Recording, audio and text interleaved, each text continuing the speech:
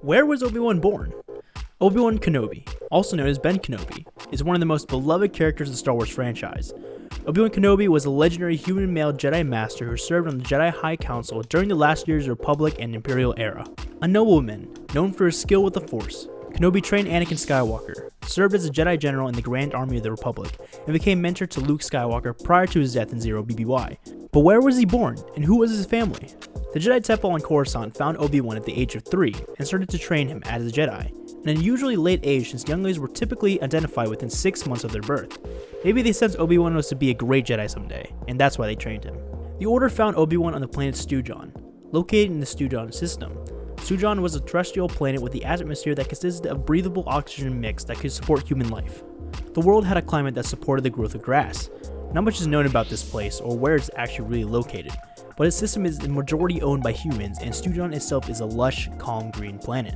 Just think of the Great Plains in America, only taller, green, lush grass, and the wind blowing across the valleys. Maybe that's why Obi-Wan has that calm mindset. He was practically born on it. The Legends novel Jedi Apprentice, The Hidden Past, shows some memories of Obi-Wan's childhood. Obi-Wan is captured by the Syndicate, most likely the same organization we see in the Clone Wars and Solo that is run by Darth Maul. Here, they wanted to wipe Obi-Wan's brain like a droid. Qui-Gon tries to save him, but it's too late, and the procedure begins. As 2 metal rods stick into his brain, he starts to lose his memories. But Obi-Wan uses the Force to hold on some of his cherished thoughts. He has flashbacks of his homeworld Stujon and lush green grass, of his mother, softness and light, his father, in laughter with his mother, and his brother, sharing a piece of fruit with him. Now, on June 21st, 2010, the publication of the reference book Star Wars The Clone Wars Character Encyclopedia, which listed Coruscant as Kenobi's homeworld. Other Jedi were listed with the planet of their birth as well, such as Mace Windu of Horon Cal. So at this point, it was established that Kenobi was born there, even though residential areas on Coruscant were high above the surface of unnatural metallic floors that lacked grass for Kenobi to come in contact with. The situation changed at Celebration 5 convention during the main event. Now, when you hear Stujon, you think it sounds like a name. Well, that's because it is a real name. An interview between Star Wars creator George Lucas and talk show host Jon Stewart that took place on August 14, 2010 at Star Wars Celebration.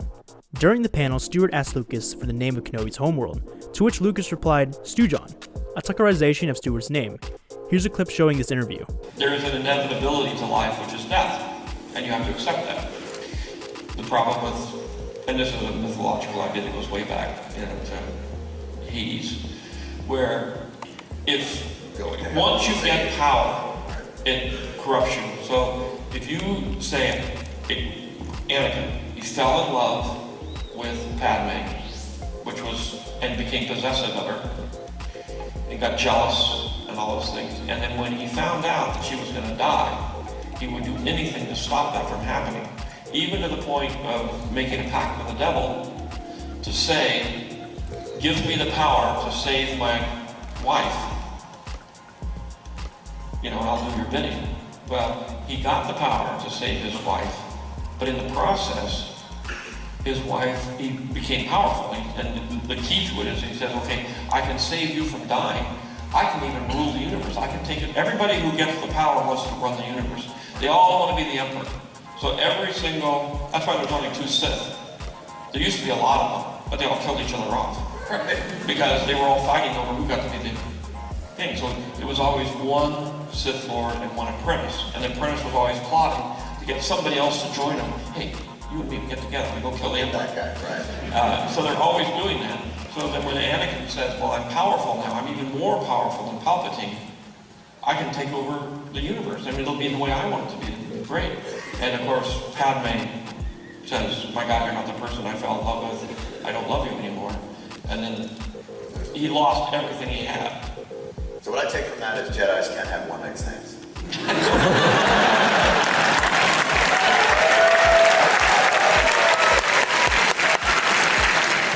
This is just one for me.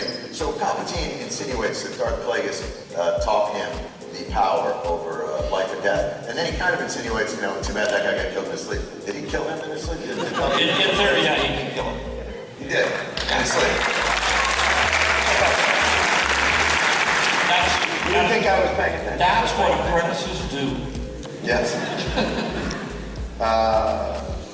We've that for you, it's just talking about sort of your legacy within Star Wars? Do you ever consider that? You know, do you think about what your mark is, or are you still just consider yourself a storyteller who believed in what he was?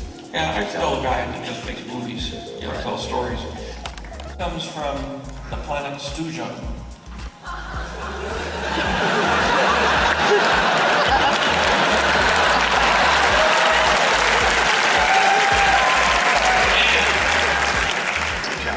Since Stujon, I mean, I had no idea you existed, obviously. No, but since you do exist, and since Obi Wan's planet is connected with your name and everything, I mean, when Hasbro heard, I mean, this, you know, it was in the old scripts, everybody knows about it. Hasbro reads the scripts, they know about it. Right. And Hasbro actually, I don't know, am I supposed to do this, or am I supposed to have R2 out? I don't know what the story is. I didn't read a script, I don't know what's going on. This is the scripted one.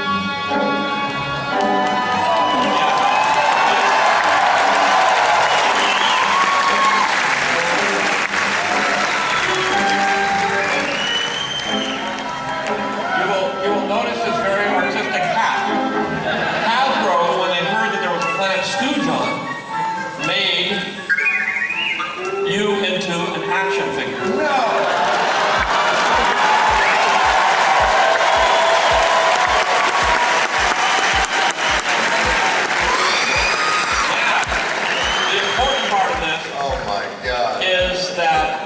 For those who know John's story.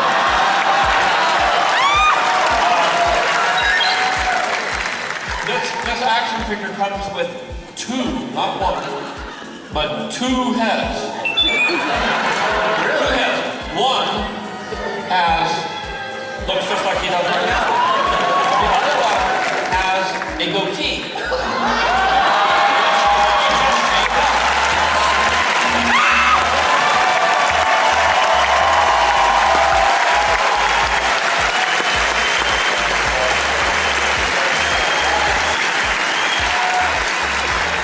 Here's the sad thing. I am not going to let this in any way increase in value. I'm going to open this up and play with it. That's all. Now that's great. I love how George just throws out random lore like that and becomes G-Canon, aka George Canon, because he said it himself. Let me know where you guys thought Obi-Wan was from before knowing it was Stujon. Don't forget, drop a like and subscribe. Have a great rest of your day, and may the Force be with you.